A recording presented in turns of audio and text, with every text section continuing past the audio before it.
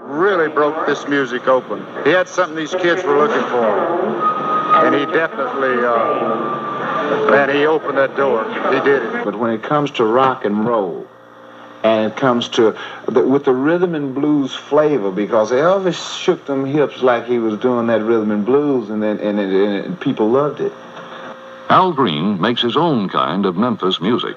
I think Presley had a influence on everybody's musical approach.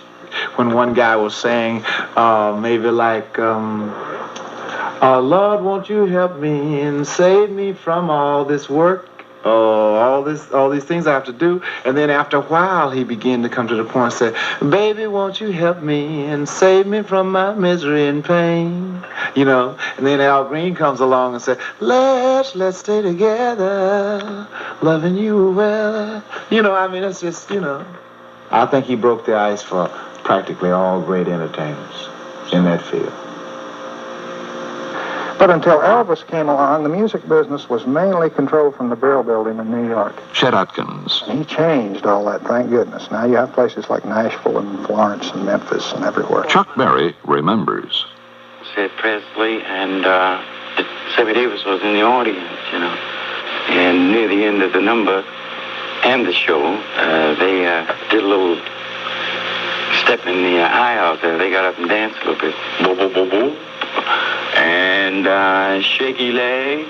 And, of course, they threw the spotlights on them. And, of course, there was a hell of a climax. I think at the Manhattan Club that he used to rent out some. And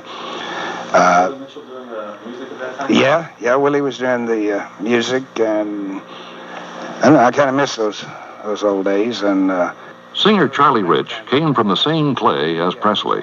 Elvis was a down-to-earth type guy that, like I say, we cotton pickers and that sort of thing could identify with. And he was yes sir and yes ma'am and no ma'am and that sort of thing, which is the Southern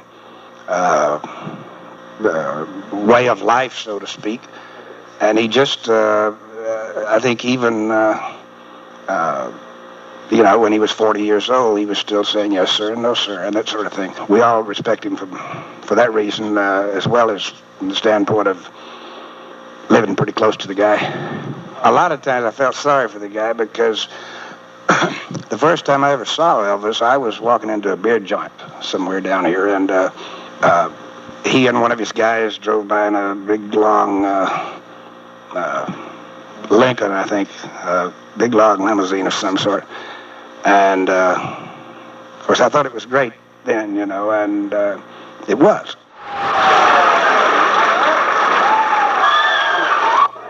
First of all, I plead innocent of all charges. I take vitamin E.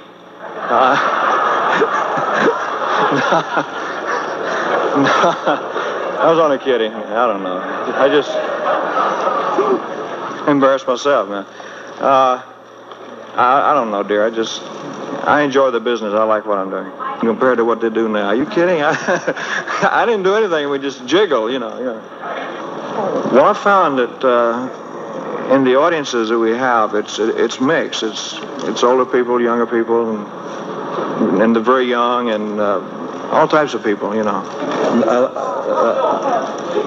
That one, Oh So Emil, was the largest selling, and then the next one too was Don't Be Cruel, I think, in Hound Dog.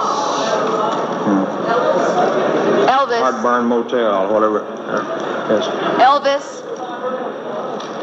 I came in last night very late. I had to go to bed because we're having a rehearsal now, and then I go back to rehearsal after this press conference. Excuse me, Elvis. Unless you got something better in mind. I think there's room for everybody, and I hate to criticize another performer, you know. But I'll take songs from anywhere, you know, or from anybody if they're good. It doesn't have to be in my company. It could be just completely an unknown person, or just anybody that writes a song. If they can get it to me, if it's good, I'll do it. And if they got good material, if they're good songwriters, I think they should be heard.